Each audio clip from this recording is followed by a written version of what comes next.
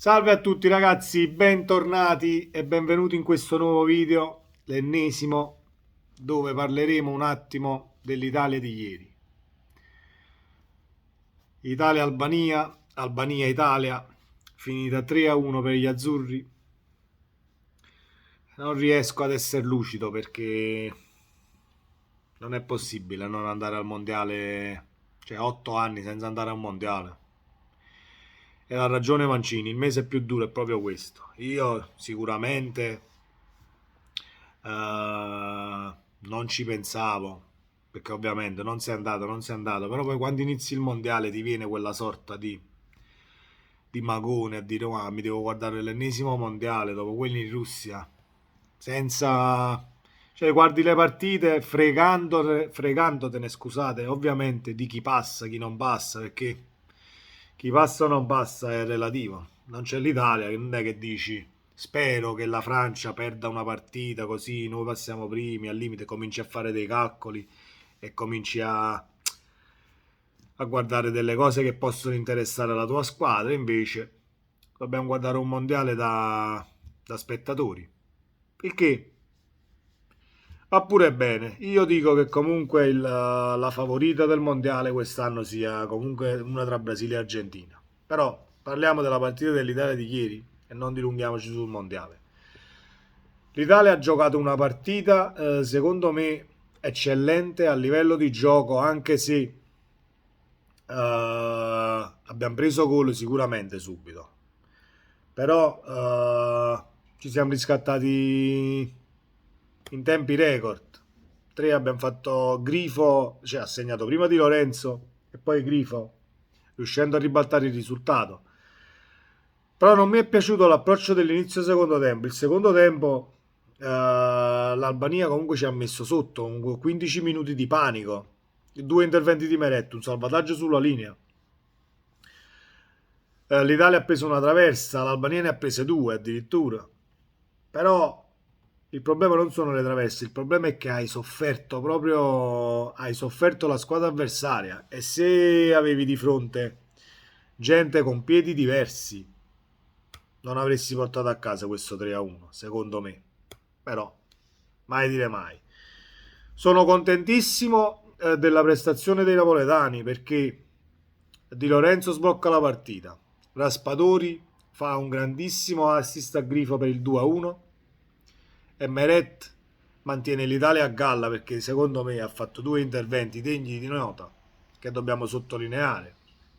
Quindi calciatori del Napoli ancora in condizione, ancora in palla e ancora mentalmente lucidi per poter giocare sia in nazionale che in campionato.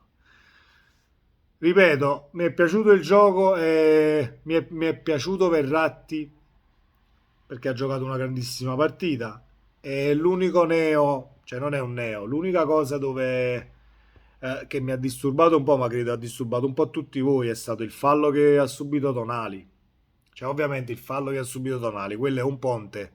Tu salti, l'avversario non salta e rischi di cadere veramente a testa in giù. Ne abbiamo viste tantissime nel corso degli anni.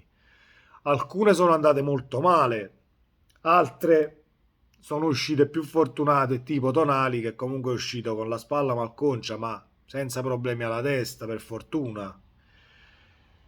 E dopo quel fallo comunque ho guardato e non guardato la partita a livello tecnico perché mi veniva sempre davanti agli occhi, mi veniva sempre quel flashback di quel fallo e cercavo di pensare tra me come fosse possibile evitare delle situazioni del genere e alla fine non si possono evitare. L'unica cosa è che secondo me potresti redarguire l'avversario che non salta, ma non può intervenire fino a un certo punto. Sono delle cose che comunque i giocatori stessi, secondo me, devono allenarsi di più nel capire veramente quando si presenta, scusate, quando si presenta questa situazione, perché è veramente pericoloso. Tu cadi con la nuca per terra, puoi spezzarti il collo e va a finire veramente male. E sono scontri di gioco che non puoi evitare. Non è che dici per esempio un'entrataccia su una caviglia e un'entrataccia sulla tibia, ti spezzi la gamba e quant'altro, no.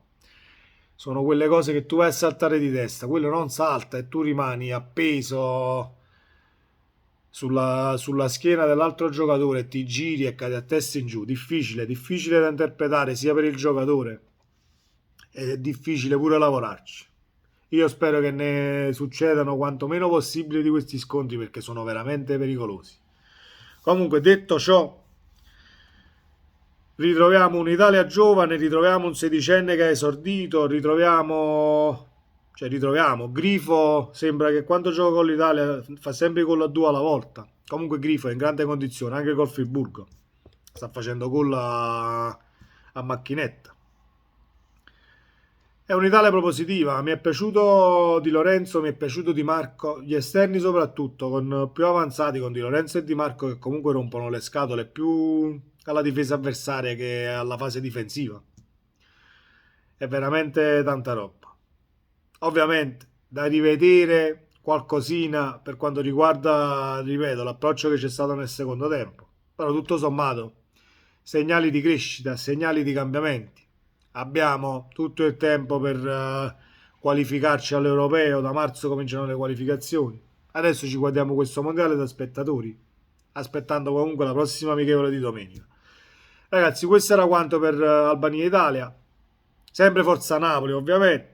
E ci vediamo nel prossimo video. Ciao!